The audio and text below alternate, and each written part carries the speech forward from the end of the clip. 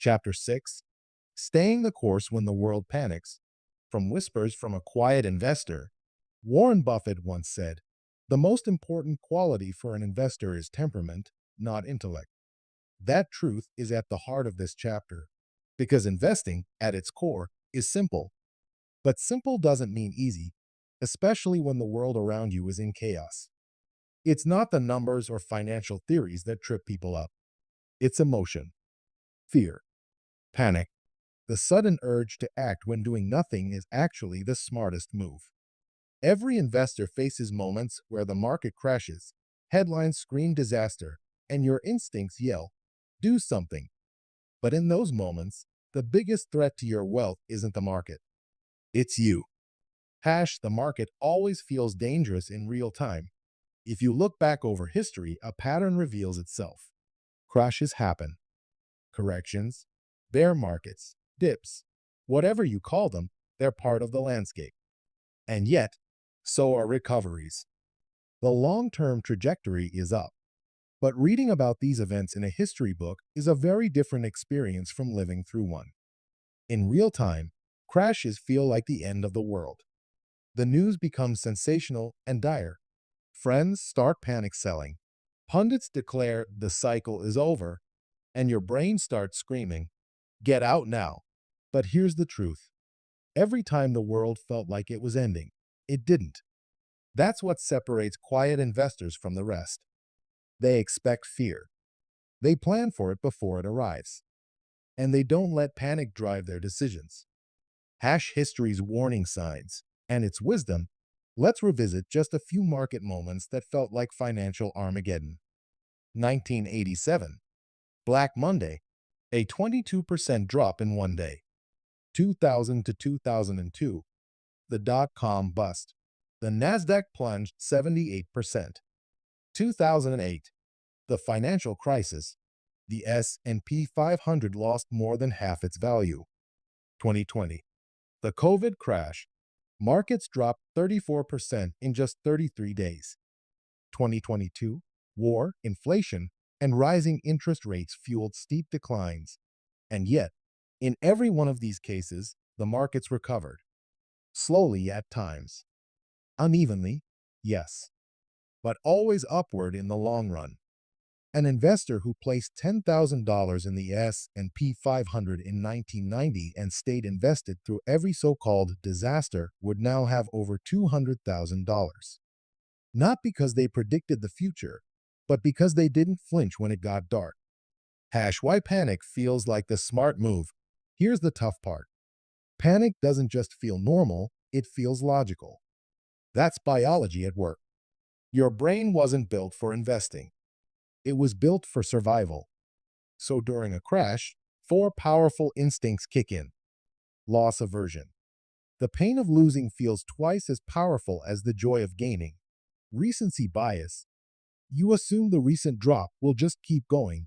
Herd mentality. If everyone is selling, you feel safer doing the same. Action bias.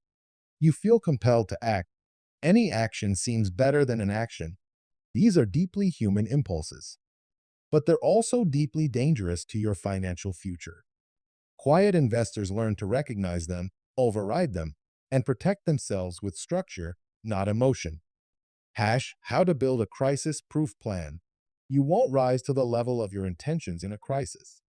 You'll fall to the level of your preparation. Here's how quiet investors get ready before fear arrives. Write an investing policy statement it should define. Your asset allocation, your contribution schedule, when and how you'll rebalance. A bold reminder. Do not sell in a panic. Set expectations, know that. 10% corrections happen almost every year. 20% bear markets occur every 5 to 7 years. 30% plus crashes are rare, but they do happen. Practice your plan, rehearse it. Don't obsessively check your account. Shut off financial news. Listen to voices you trust, not the ones chasing clicks. Reconnect with your long-term goals. Your calm will be your edge. The more disciplined you are, the less damage fear can do. Reframing risk as opportunity. When markets fall, it feels like a loss. But for those still accumulating wealth, downturns are actually gifts.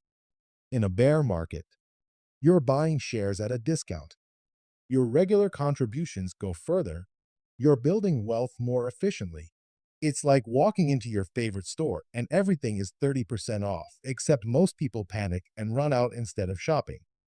The only way to lose in a downturn is to stop investing or to sell. The danger of missing the bounce. Here's something few investors realize. The biggest gains often come right after the biggest drops. If you miss just the 10 best days in the market over a 20-year period, your returns could be cut in half. And those days? They almost always show up when things feel bleakest. If you sell when you're scared, you may miss the very rebound that builds your fortune. Quiet investors stay put, even when it hurts, especially when it hurts. Wisdom from the greats. The world's best investors have been through chaos before, and they've left behind a trail of timeless advice. Jack Bogle, stay the course. Warren Buffett, be fearful when others are greedy and greedy when others are fearful. Charlie Munger, the big money is not in the buying or the selling, but in the waiting. These aren't just clever quotes. They're survival strategies. They are the calm voices in the storm. What to remember when the world wobbles. Volatility is normal. It's not an emergency. Systems beat willpower, especially in a crisis. Reacting emotionally is how most people lose. Downturns are often the best time to build wealth. Recovery comes quickly and unpredictably. Calm isn't just wise, it's a competitive advantage.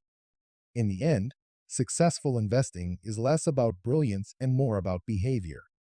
It's about holding your ground when the crowd is stampeding. It's about whispering logic when the world is screaming fear.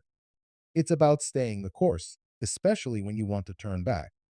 That's what quiet investors do. And that's why they win.